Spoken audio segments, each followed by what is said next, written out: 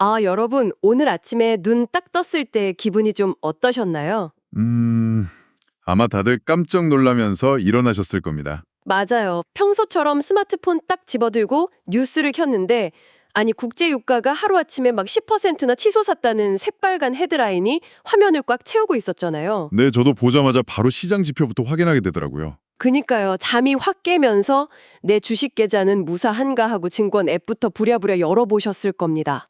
오늘 우리가 함께 살펴볼 상황이 바로 그 숨막히는 아침의 풍경입니다. 환영합니다, 여러분. 반갑습니다. 오늘의 정보탐험에서는 방금 말씀드린 이 극적인 시정 상황, 바로 2026년 3월 2일자 장중 업데이트 글로벌 시황 브리핑 리포트를 들고 나왔습니다. 네, 오늘 다룰 데이터가 정말 많고 또 아주 역동적이죠. 그렇죠. 이번 심층 분석의 미션은 아주 명확합니다.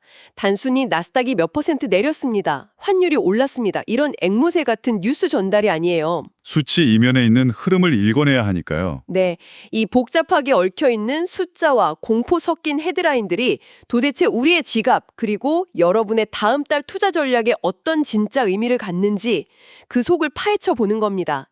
자, 이 복잡한 상황을 한 격씩 제대로 벗겨봅시다. 좋습니다. 어디부터 시작할까요? 지금 시장 전광판이 온통 난리인데 이 모든 혼란의 진원지가 결국 그 중동인 거죠. 네, 맞습니다.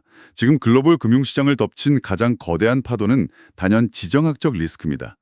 오늘 브리핑 자료를 보면 미국 이란 사태 격화, 그리고 호르무즈 해협 봉쇄 우려라는 단어들이 시장에 말 그대로 직격탄을 날렸습니다. 호르무즈 해협이면 거기 완전 핵심 통로잖아요. 그렇죠.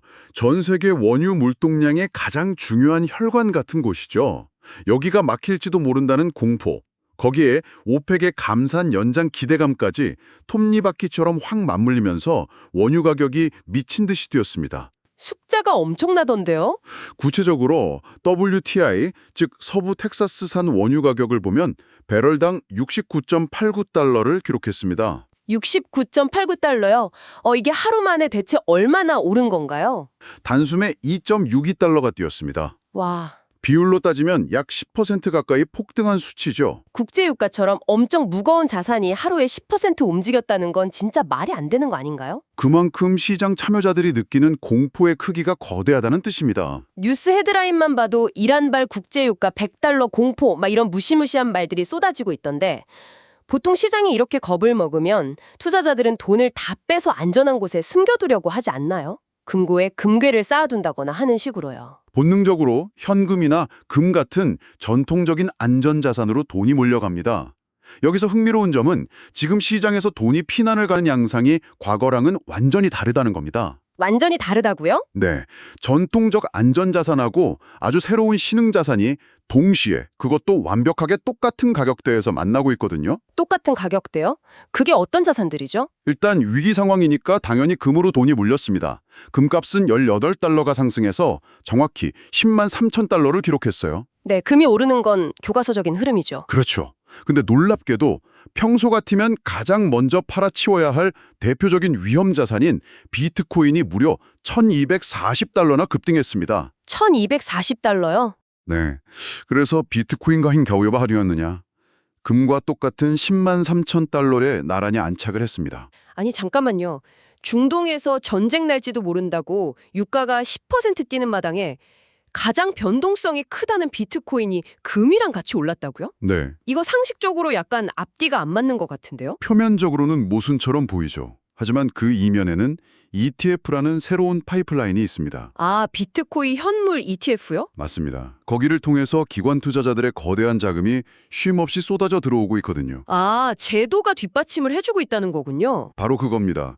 극도의 위험자산 회피 심리가 시장을 지배하는 와중에도 비트코인만큼은 ETF라는 든든한 제도권 자금 유입을 등에 업고 마치 디지털 금처럼 안전자산과 동반 상승하는 아주 이례적인 현상이 벌어지고 있는 겁니다. 10만 3천 달러라는 동일한 숫자에 전통의 금과 미래의 비트코인이 나란히 서 있다는 게 진짜 상징적이네요. 정말 흥미로운 장면이죠. 근데 여러분, 여기서 진짜 흥미로워지는 부분이 또 하나 있습니다. 보통 전 세계에 이렇게 위기가 빵 터지면 역시 믿을 건 달러뿐이다 하면서 달러 가치가 완전 하늘을 찔러야 하는 거 아닌가요? 킹달러 현상 말이에요. 원래는 그래야 맞습니다. 위기 상황에서는 기축통화인 달러를 품에 안으려는 수요가 폭발하니까요. 근데 올해 브리핑 자료 숫자를 보면 이게 완전히 반대예요. 달러 인덱스가 오히려 0.3이 하락해서 0.6에 머물러 있습니다. 네, 달러가 약세를 보였죠. 게다가 원달러 환율은 1439.80원이에요. 전날보다 무려 5.30원이나 뚝 떨어졌거든요. 원화 가치가 오히려 올랐다는 건데 위기 상황에 달러가 약해지고 원화가 강해지는 이 현상은 대체 어떻게 이해해야 합니까? 그 부분이 바로 거시경제의 톱니바퀴가 얼마나 복잡하게 맞물려 돌아가는지를 보여주는 핵심입니다. 한 가지씩 풀어보죠. 네. 먼저 미국의 금리를 볼까요? 미국 10년물 국채금리는 3.932%를 기록했습니다. 5bp, 그러니까 0.05%포인트가 올랐어요. 금리가 올랐군요. 왜 올랐느냐? 미국의 중앙은행격인 연준, 즉 FOMC가 금리를 쉽게 내리지 않겠다는 매파적인 기조를 보였기 때문입니다. 시중에 돈을 푸는 수도꼭지를 꽉 잠그고 있겠다는 뜻이죠. 아니, 금리를 안 내리면 미국 은행에 돈 맡길 때 이자를 더 많이 준다는 뜻이잖아요. 그렇죠. 그럼 전 세계 돈이 미국으로 다 몰려가면서 달러가 더 강해져야 정상 아닌가요? 아주 정확한 논리입니다. 하지만 여기서 우리가 절대 놓치지 말아야 할 게 달러 인덱스의 개념입니다. 달러 인덱스의 개념이요? 네, 달러 인덱스는 달러 자체의 절대적인 힘을 재는 게 아니라 유로화를 비롯한 주요 6개국 통화들과 비교해서 달러가 상대적으로 얼마나 센지를 보여주는 일종의 체급표입니다. 아, 상대평가군요. 맞습니다. 지금 미국만 금리를 만지작거리는 게 아니거든요. 바다 건너 유럽중앙은행, ECB의 금리 정책 경로도 시장에서 새롭게 재평가되고 있습니다. 유럽도 금리 정책을 조율하고 있군요. 네, 그 결과 유로 달러 환율이 1.1790으로 소폭 상승했어요. 즉, 유로화가 꽤 강한 모습을 보이고 있는 겁니다. 아, 알겠습니다. 그러니까 달러 자체가 갑자기 픽 쓰러지고 허약해진 게 아니라 비교 대상인 유로화의 덩치가 확 커지니까 상대적으로 달러 인덱스라는 수치가 깎여 내려간 거군요. 바로 그겁니다. 유로화 강세가 달러를 상대적으로 억누른 거죠. 그리고 그 달러 약세의 여파가 그대로 한국 시장까지 밀려온 겁니다. 옹조하면서 5.30원이 하락해 1,439.80원이 된 거죠. 미국 금리는 오르는데 달러 인덱스는 떨어지고 중동의 위기가 터졌는데 한국 원화는 강세를 보이는 이 묘한 역설. 우리가 단순히 뉴스 헤드라인 하나만 보고 직관적으로 투자하면 절대 안 되는 이유가 바로 여기 있네요. 시장이 정말 다차원적인 체스게임 같죠. 정말 교과서대로만 움직여주질 않습니다. 자, 지금까지는 원자재와 환율 같은 큰 바다의 해류를 쭉 살펴봤다면 이제 이 거대한 파도가 주식시장이라는 해변에 어떻게 부딪혔는지 지수들을 한번 들여다보죠. 네, 주식시장 반응도 아주 스펙타클했습니다. 먼저 미국 증시입니다. 이란 공격 소식에 미국 주식 선물이 하락 개장했다는 속보가 막 쏟아졌는데 실제로 뚜껑을 딱 열어보니 기술주 중심의 나스닥이 가장 크게 얻어맞았어요. 0.92% 하락해서 22,668.21로 마감했습니다. 이것을 더 큰 그림과 연결해 본다면 자본이 위험을 어떻게 대하고 있는지 그 생존 본능이 보입니다. 생존 본능이요? 나스닥에 모여있는 기술주들은 기본적으로 먼 미래에 벌어들일 돈에 대한 기대감, 즉 높은 밸류에이션으로 먹고 사는 기업들입니다. 미래의 꿈을 먹고 크는 거죠. 맞습니다.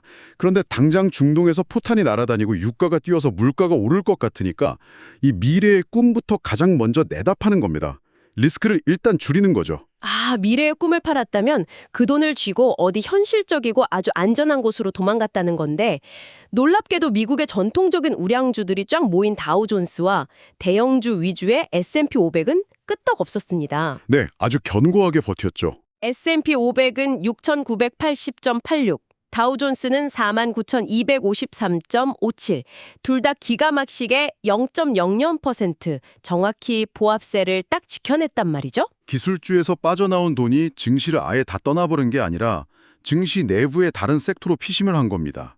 미국 섹터별 수익률을 보면 그 피난처가 어딘지 아주 명확하게 나옵니다. 브리핑 자료를 보니까 부동산 섹터가 눈에 확 띄네요.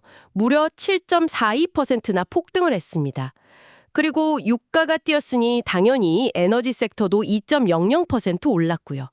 기술주를 싹 버리고 땅과 기름으로 돈이 우르르 몰려갔다는 건데 위기 상황에 부동산 주식이 이렇게 크게 오르는 건 대체 어떤 심리인가요? 변동성이 극심할 때는 손에 딱 잡히는 실물 자산, 그리고 안정적인 배당이나 임대 수익을 챙길 수 있는 자산이 최고라는 심리가 작동한 겁니다. 인플레이션 방어 능력도 뛰어나고요. 신물이 주는 안정감이네요. 그럼 시야를 좀 더 넓혀서 다른 나라들은 이 폭풍우를 어떻게 지나갔는지 볼까요? 유럽은 상황이 좀 달랐던 것 같습니다. 네, 유럽 시장 흐름이 좀 독특했습니다. 독일 닥수지수는 0.19% 하락하며 약간 약세를 보였지만 영국 FTSE 100 지수는 오히려 0.39% 상승했고 유럽 전체를 아우르는 스톡스 50 지수도 0.62% 상승했어요. 아니, 중동 바로 옆 동네인데 왜 지수가 오르는 건가요? 유럽은 지금 중동 리스크와는 별개로 자신들만의 내부 호재가 강하게 작동하고 있습니다. 내부 호재라면 어떤 거죠? 바로 우크라이나 평화협상에 대한 기대감, 그리고 계속된 군비 확장 기조에 따른 방산주들의 강세입니다. 외부에 거대한 악재가 다가오지만 내부 산업 구조가 어떻게 세팅되어 있느냐에 따라 국가별로 지수의 희비가 갈린 거죠. 국가별로 맷집 체력이 다르다는 게 확 느껴지네요. 그 체력 테스트의 끝판왕을 보여준 곳이 바로 아시아, 그중에서도 일본이었습니다. 일본 시장 진짜 다이내믹했죠. 아침 뉴스에 미국 이란 공격 후 개장한 일본 니케이 2.7% 급락 이런 기사가 진짜 되문짝만하게 걸렸잖아요. 장 초반엔 투매가 엄청났습니다. 실제로 장 초반에는 패니크 자체였는데 종가를 딱 보니까 비율로 고작 0.19% 하락으로 낙폭을 싹 다 만회하고 끝났어요. 하루 만에 롤러코스터를 엄청나게 탄 거 아닙니까? 처음에는 미국 증시의 불안감하고 중동 리스크를 그대로 흡수하면서 투매가 나왔습니다. 하지만 지수가 확 급락하자마자 오히려 이를 기회로 본 매수세가 강하게 들어왔어요. 저가 매수세가 들어온 거군요. 네, 특히 엔화가 앞으로 약세를 보일 것이라는 기대감이 수출 기업들에게 유리하게 작용할 거란 분석이 나오면서 시장이 극적으로 이성을 되찾고 낙폭을 확 줄인 겁니다. 근데 일부는 그렇다 치고 중국과 호주는 한술 더 떠서 아예 빨간불 상승장으로 마감을 했습니다. 그쪽도 아주 대단했죠. 상하이 종합지수가 3215.00으로 0.45% 올랐고 선전성부는 18900.00으로 0.62% 상승, 그리고 홍콩 항생지수도 26630.54로 0.95%나 올랐어요. 호주 ASX 200지수로 8555.00을 기록하면서 0.52% 올랐고요. 이 나라들은 무슨 중동발 악재 면역력이라도 맞은 건가요? 면역력이라기보다는 자본의 아주 냉혹한 속성을 잘 보여주는 겁니다. 글로벌 한머니는 위험을 피하면서도 단기적으로 수익을 낼 수 있는 곳을 귀신같이 찾아내거든요. 아, 돈 냄새를 맡고 이동하는 거군요. 맞습니다. 중국은 현재 중동의 지정학적 갈등 한가운데서 한 발짝 비켜져 있는 데다가 자체적인 대규모 부양책 기대감이 단단하게 작용하고 있습니다. 호주는 어때요? 호주의 경우에는 글로벌 자원 강국 아닙니까? 원자재 가격이 들썩이니까 철광석이나 에너지 등 자원주를 중심으로 돈이 확 몰린 겁니다. 자본이 살 길을 찾아서 이리저리 물 흐르듯 이동하는 모습이 머릿속에 쫙 그려집니다. 자, 그럼 드디어 이 태풍의 눈 한가운데 우리가 가장 궁금해하는 한국 증시로 화제를 넘겨보겠습니다. 드디어 한국 증시네요. 한국은 코스피가 1.00% 하락해서 6,244.13을 기록했습니다. 반면에 코스닥은 1,192.78로 오히려 0.39% 상승 마감했어요. 양시장이 엇갈렸죠.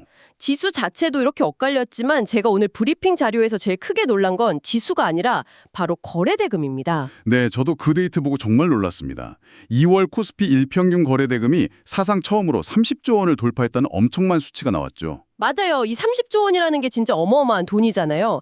제가 이걸 보면서 이런 생각이 딱 들더라고요. 바깥에는 지금 중동발 태풍이 불고 기가 억수같이 쏟아져서 상인들이 다 장사 접고 철수할 줄 알았는데 막상 장터문을 열어보니까 평소보다 사람들이 역대급으로 붐비고 있는 거예요. 대체 이 장터에서 누가 이렇게 물건을 사고 팔고 있는 건가요? 수급 데이터를 자세히 뜯어보면 그 장터의 풍경이 아주 선명해집니다. 외국인들은 리스크를 피해서 다 보따리를 쌌습니다. 하루 동안 코스피에서 1960만 주를 순매도하고 나갔어요. 1960만 주나요? 그럼 이 어마어마한 매물 폭탄을 누가 다 받아주었느냐는 건데 다름 아닌 개인 투자자들이었습니다. 개인이 무려 1679만 5천 주를 순매수했고 기관도 155만 5천 주를 사들이면서 시장이 완전히 밑으로 붕괴되는 것을 막아냈습니다. 개인이 시장을 다 떠받쳤네요. 이 대목에서 우리는 중요한 질문을 하나 던져봐야 합니다. 어떤 질문일까요? 글로벌 큰손들인 외국인은 지정학적 위기라며 짐 싸서 도망을 치는데 이 막대한 현금을 쥔 국내 개인 투자자들은 대체 어떤 확신을 가지고 이 불기둥이 치솟는 시장에 과감하게 뛰어들고 있느냐는 겁니다. 아, 제가 며칠 전 뉴스 기사에서 본 게 기억납니다. 슈퍼겜이나 고액 자산가들이 이번 위기를 진짜 부를 축적할 기회로 보고 주식을 쓸어 담고 있다. 이런 내용이었거든요. 예전 코로나 사태나 여러 위기 때 크게 학습된 이른바 위기 뒤엔 항상 반등이 온다. 지수가 빠질 때가 박앤세일이다. 이런 강한 믿음이 작동하고 있는 거 아닐까요? 시장 참여자들의 심리를 아주 정확히 꿰뚫어 보셨습니다. 시장의 엄청난 유동성이 든든하게 받쳐주고 있는 데다가 과거의 강렬한 학습 효과가 맞물린 결과죠. 그렇군요. 특히 이 개인 투자자들이 어떤 물건을 집중적으로 장바구니에 담았는지를 보면 그 심리가 훨씬 더 뚜렷해집니다. 오늘 시가총액 상위 종목들의 성적표를 보면 그야말로 극과 극, 천당과 지옥이 따로 없었거든요. 맞아요. 코스피 지수는 1% 빠졌는데 유독 폭등한 개별 종목들이 눈에 띄더라고요. 대표적인 게 현대차 아닙니까? 무려 10.67%가 수직 상승하면서 67만 4천 원을 기록했습니다. 엄청난 상승세였죠. 그리고 기계 섹터 전반도 4.19% 올랐고요. 2차 전지주들도 분위기 좋았습니다. LG화학이 7.05% 상승해서 41만 7,500원, 삼성 SDI가 3.79% 올라서 46만 6천 원에 마감했어요. 반대로 그 폭풍의 직격탄을 맞은 섹터들도 명확하게 보입니다.